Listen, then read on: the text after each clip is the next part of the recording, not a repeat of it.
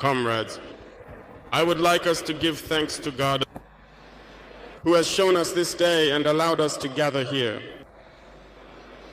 Let us pay tribute to our FDS and our brave VDP who are fighting on the front lines, and it is thanks to them that we can gather here to commune. Let us also pay tribute to you, those who have been named the Waya, who nasi watch over day and night.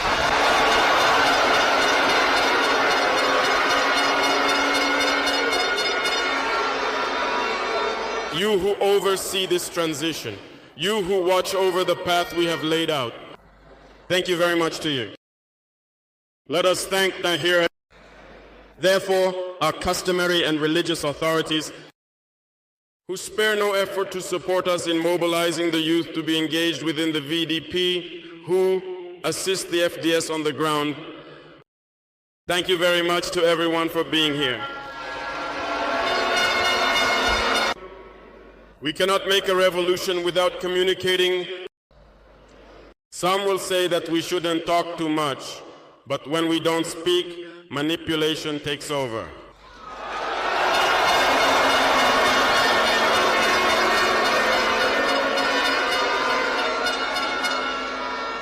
Understand something. The father of the revolution communicated a lot. I'm speaking here of Thomas Sankara.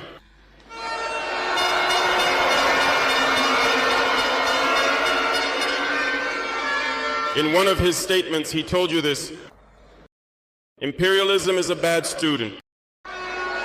When it is expelled from the class, it comes back. It always comes back.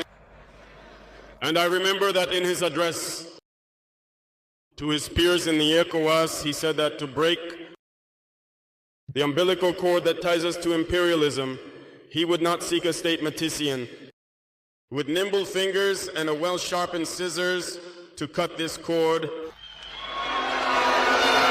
but rather you will need a robust lumberjack with a well-sharpened axe to give a sharp blow and break the cord.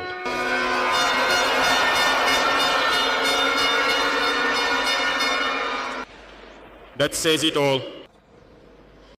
I will now explain to you a bit how imperialism behaves. After the assassination, the revolution, precisely, the regime that imperialism wanted was established.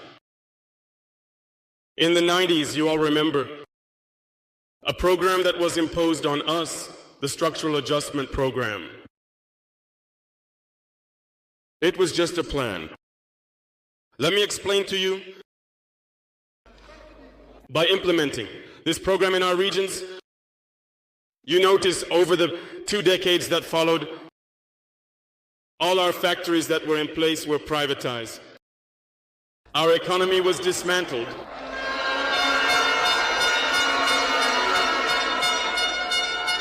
They established a neo-colonial system, a system of rampant capitalism that benefits only the leaders and their friends, a small circle.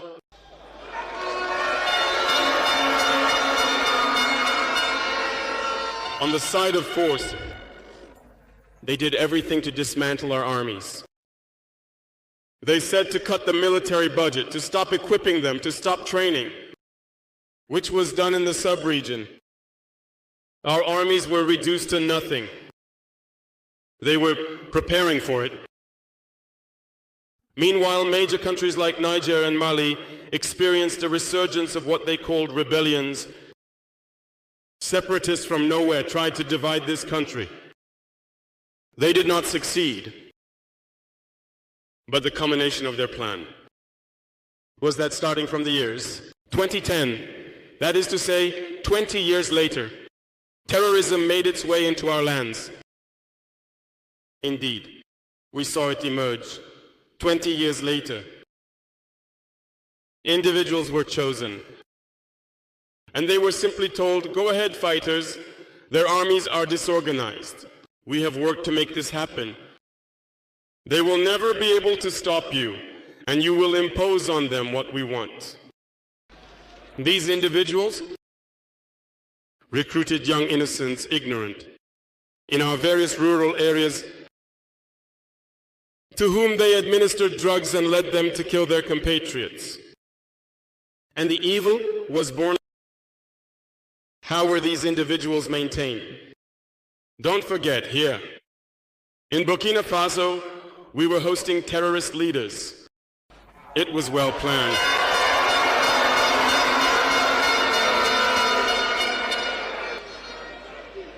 And how to achieve it. When these terrorists would launch, there was someone who might intervene in favor of our states. I am naming here the late General Mohammed Gaddafi. He had to be eliminated. And one fine day, they came across him, they eliminated him. They still had that in the plan. The clever idea of putting all the arms and ammunition supplies at the disposal of these terrorists who were supposed to destabilize our sub-region. The plan was perfect. And from then on, they got themselves ready for battle. They started moving down south. We still remember when the regime in place in Bamako at that time called for foreign forces. It only took a few hours for them to deploy. It was well prepared. They deployed and pretended to stop terrorism. And immediately we saw the installation of several foreign forces in Mali. For 10 years, during those 10 years when terrorism was contained in the north, it was invited to the south, and Burkina Faso was infested. Starting in 2015, everything was well planned and well thought out. I still remember when we were in Beir, north of Timbuktu. So we saw special forces from those countries come and surpass us at a glance, going deeper. And upon their return, they were all red. They have small drilling machines and many other geological equipment that we observe. We were wondering where they were getting this red soil. Because while patrolling around Beira, we don't have red soil. Maybe they were digging. They were drilling. We don't know what it was about. The Malian sky no longer belonged to the Malians. Planned, the people who were fighting on the ground also made the observation, and at one point decided to take their responsibilities. And there they are, coming out of nowhere. They call us coup plotters. We are not French. We don't understand what that means.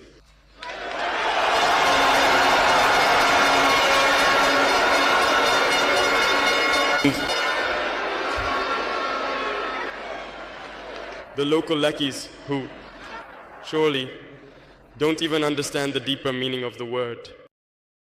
They also call us paches. All right, we take it on. Over the years, as far as Burkina Faso is concerned, you must have noticed, all the ports have been dismantled. No more training, nothing left for the army. They imposed what they called military advisors in all our headquarters, all our schools, and all our strategic structures. When we revolted on September 30, 2022, the first thing was to find out who these military advisors were and where they were.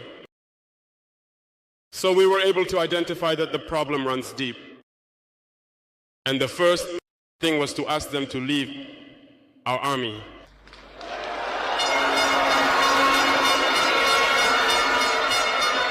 They left. And what I was telling you not long ago, you can't hope to find your lost object by calling on the one who stole it to come help you look for it.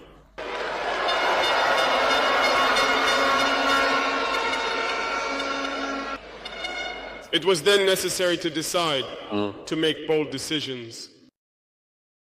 What we decided to do didn't come without consequences. Because when we already asked the advisors to leave, we felt protests.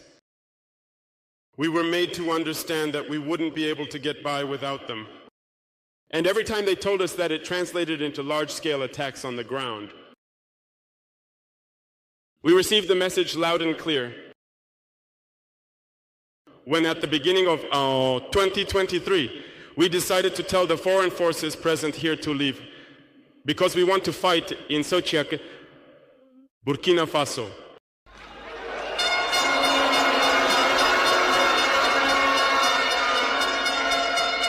They surely didn't appreciate it. But why come to die on our land for us? We prefer to fight ourselves. We asked them to go back home. Unfortunately, I'm telling you here today, as I like to say, colonization has returned. There are some armchair slaves who still haven't understood. At that time, military officers wrote to us and approached us to say that it was a very bad decision and that we wouldn't last 2 months. Sheets have been written. We were given these sheets to do a strategic analysis of their thoughts. We said that either we are sovereign or we remain slaves forever.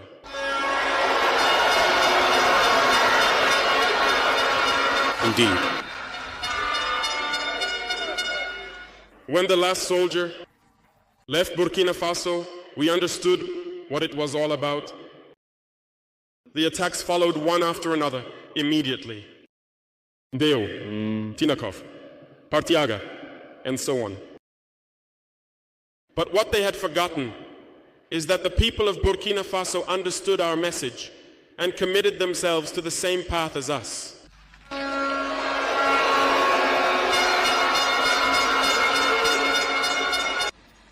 We reorganized ourselves quickly, and suddenly we have noticed that all the dormant terrorist cells have awakened in Burkina Faso.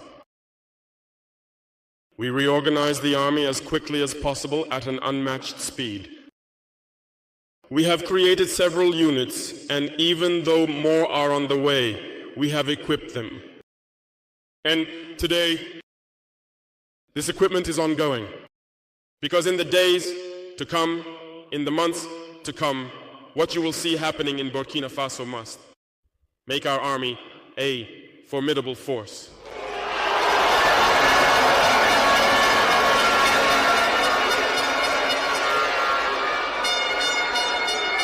We will not spare any resources.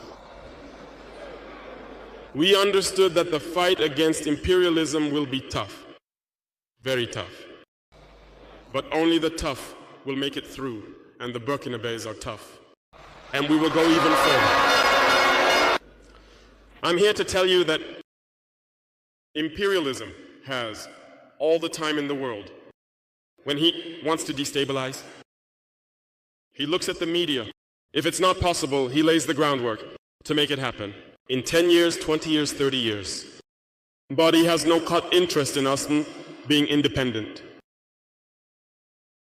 Today, all he wants for Burkina Faso is chaos. Because they hope to bring these foreign forces here and expect to recover the situation in 10 years, maybe even in 20 years. But we will never let them achieve that goal.